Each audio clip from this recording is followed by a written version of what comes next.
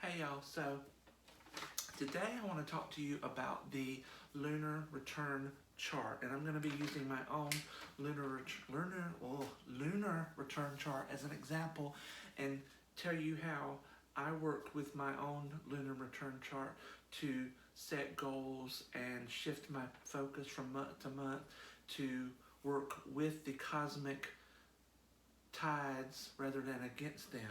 So first of all, for those of you who don't know, a lunar return chart is a chart that is drawn up for the exact moment that the transiting or traveling moon comes to the exact spot it occupies in your natal chart. So one way to think of this is like a clock. So imagine the hands on a clock as being the moon, and it travels in a big circle around the zodiac going through the 12 signs. And let's imagine that the number 2 on the clock is where your moon was in your birth chart.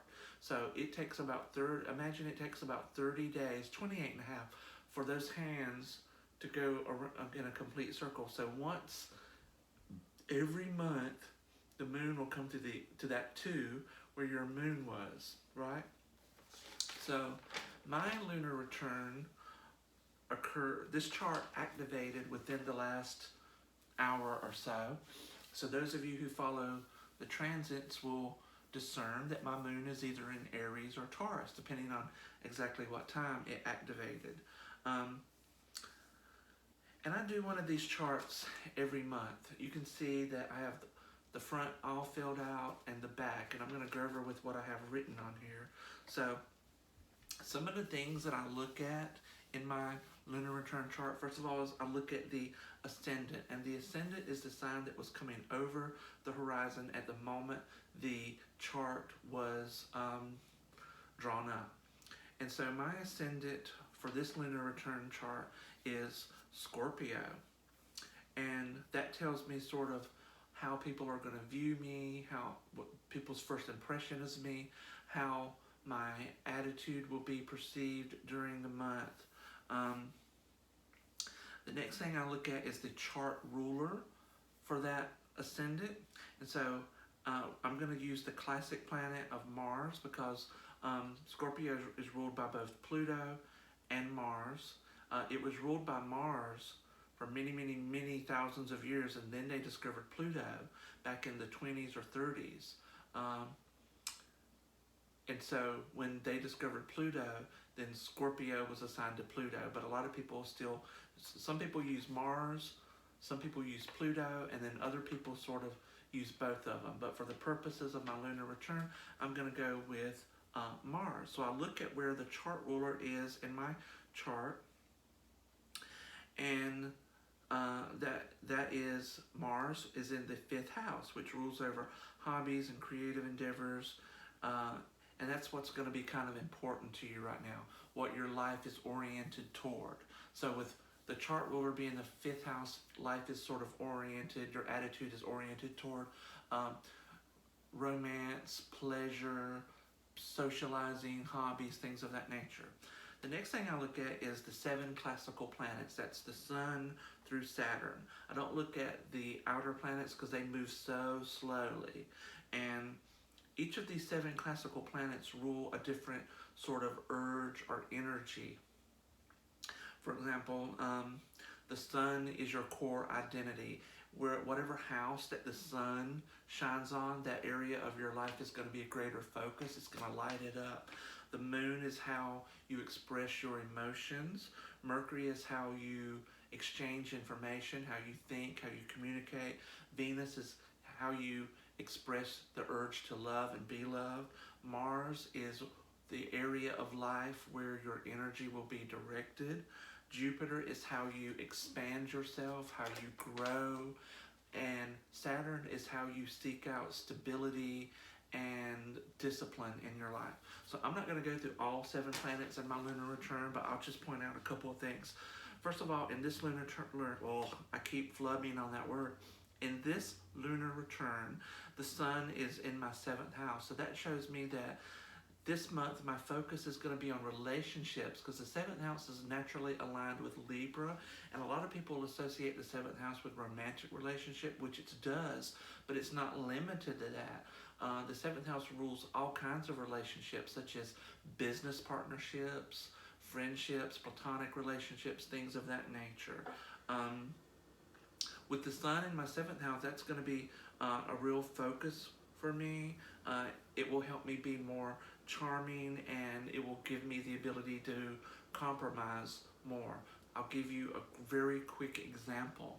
I'm going to do a video on an author who plagiarized me, my blog, and my website, and I was very angry when I found this out. I ordered the book. I bought the book. It came 15 minutes ago. I looked through the book. I was ready to drag this guy's ass, but now everything shifted.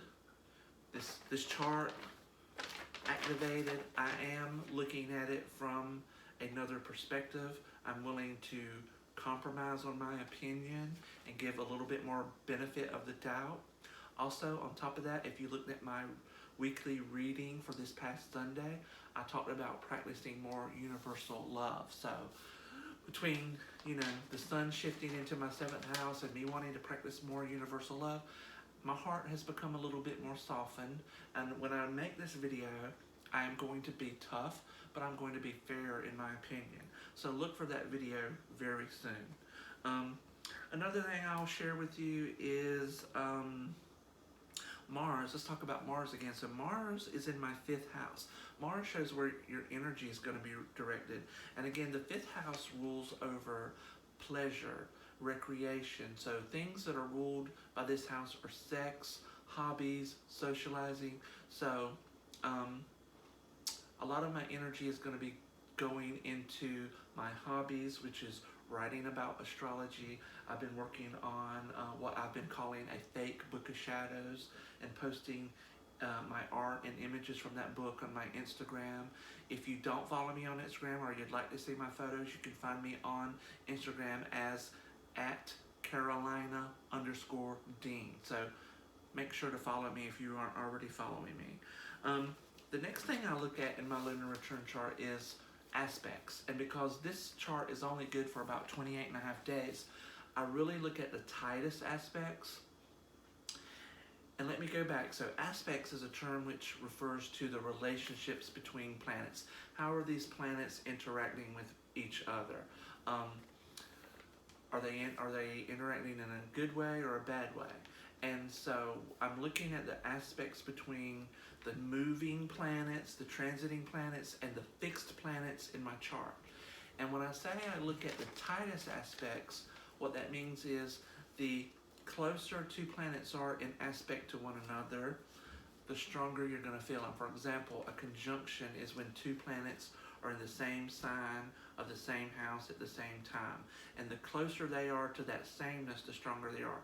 For example, one planet might be at 2 degrees Pisces and one planet might be at 0 degrees Pisces. That's called an applying aspect. They're approaching each other. They're not exact. Now, if they were both at 3 degrees, they'd be right on top of each other and exact. That would be tighter, okay? So what I like to do is I try to find the tightest hard aspect and the tightest soft aspects. Hard aspects are your squares and your oppositions and sometimes your conjunctions. Those are the aspects which bring problems, stress, but also opportunities to overcome. These are the aspects which make life difficult in order for you to grow. These are the difficult aspects. Easy aspects are like trines and sextiles, and again, conjunctions are neutral. Conjunctions can go either way. Trines are aspects where things are easy. So, hard aspects are obstacles to overcome, opportunities for growth within the month, and soft aspects are what's going to really help you and be your ally in terms of growth this month. Another thing I look at is, so this lunar return chart is good for May the 19th to June the 16th. That's when the cycle will begin again. So what I do every month is I write down the date of the new moon and the full moon on the back side here, and I write what that means for me personally. For example, May 22nd, I just wrote my blog for the new moon to post it on Friday morning. The new moon's in 2 degrees Gemini, which is my 8th house. So the new moon brings new opportunities, and the 8th house is all about transformation, change, death, and rebirth. So with the new moon being in my 8th house, that is a new opportunity to transform myself in some way. That's a very simplistic interpretation. And then I also look at the aspects that the moon in 2 degrees Gemini makes to my natal planets. Same thing with the full moon. We have a full moon on June the 5th. It occurs in 15 degrees Sagittarius, and which is my 2nd house. And then I talk about what that would mean for me. Now on this side of the page, I write down transits for the coming month. And a transit refers to when a planet changes signs. And when a planet changes signs, it's felt in the world somehow. So between today, May 19th and June 16th, there's only 2 transits. That is the Sun in Gemini, which occurs tomorrow, kicking off Gemini season, and then on May 28th, we have Mercury moving into Cancer. And so as you can see here, this little square is all, I don't know if you can see, but this little square is all filled up because I wrote my blog for the Sun in Gemini a while back and pre-scheduled it to post, which I've already posted it, and you can find it at my website, which is twoheadedastrology.blogspot.com. That's twoheadedastrology.blogspot.com. And so what I did was I wrote down what the Sun moving into Gemini and my 8th house means for me, and any aspects for them. Now I have written my blog for the Mercury in Cancer. It's just scheduled and I haven't looked at it again, but I will go in and write down my notes for that because I carry this with me everywhere I go between these dates. When I get up in the morning, it goes in my pocket. When I go to work, it's in my pocket. In my downtime, I might study it and look at things. Also, this helps me know, because sometimes I will write a blog very far ahead, especially since I've been sort of sheltering in place and not working. I've written a number of blogs way ahead and I forgot about it. So like, I'll wake up and I'll go, oh, look at here, May 20th, the Sun's in Gemini. I need to go make sure that blog posts because I pre-scheduled it, but I also want to take and post that blog to my pages. I have a Facebook page called Two-Headed Astrology. I have a Facebook page for Carolina Conjure. I am also an administrator on the Facebook page for the Hoodoo Almanac. I have a Facebook page for my book, Secrets of a Sissy Boy, available at Amazon and Creole Moon. Please buy my book because I have boy toys to spoil.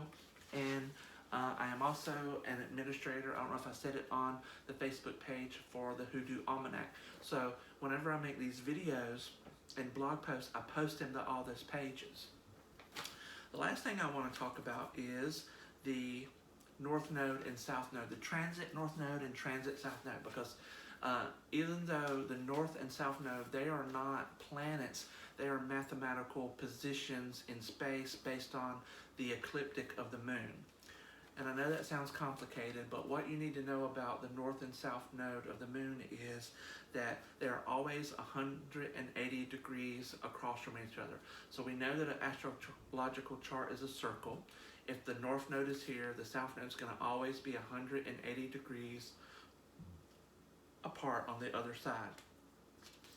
In astrology, in a natal chart, your South Node represents thoughts, behaviors, actions that you're sort of born with or you're predisposed to.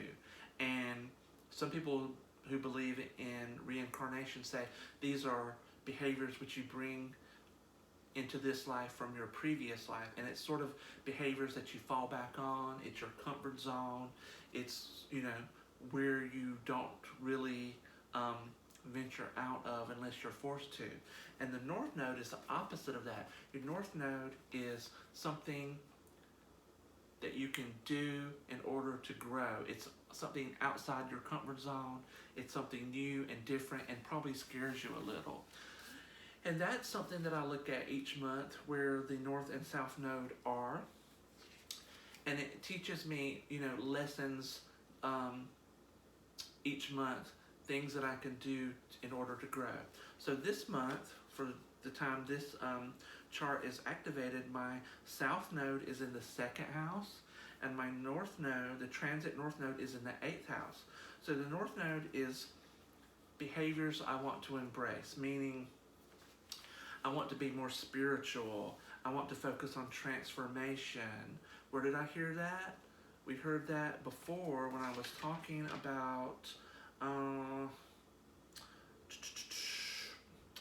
Scorpio being the rising sign. So those are two things in the chart that really support one another. Scorpio rising, and then I have the North Node in the 8th house. So I want to embrace spirituality, transformation. I want to embrace what I'm passionate about right now. It's making these videos for you.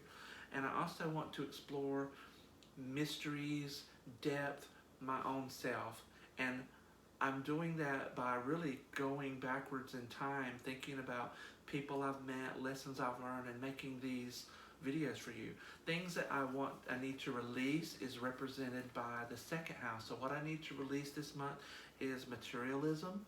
And I'm going to be very honest with you, since I was quarantined, I have been keeping the post office and UPS and Amazon and Etsy in business all by myself.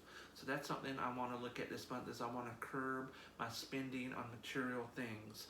I want to break out of the status quo.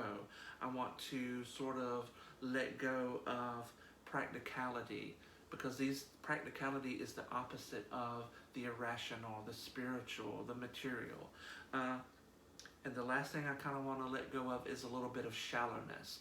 I feel like I've sort of done that, because before I would not have made these videos because I really hate the way I look, but I'm embracing this is what I look like, folks. I am a work in progress.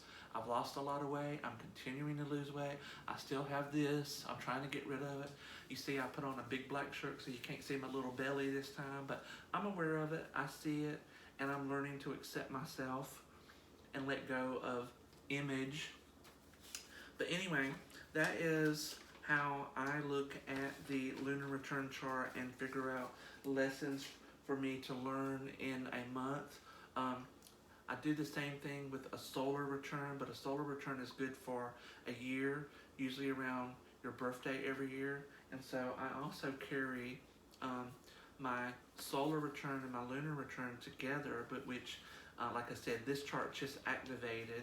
So I have my solar return over there somewhere. I got to put these together when I finish this video. Anyway, I hope you enjoyed this video. I hope you learned a thing or two, and have a great day, everybody.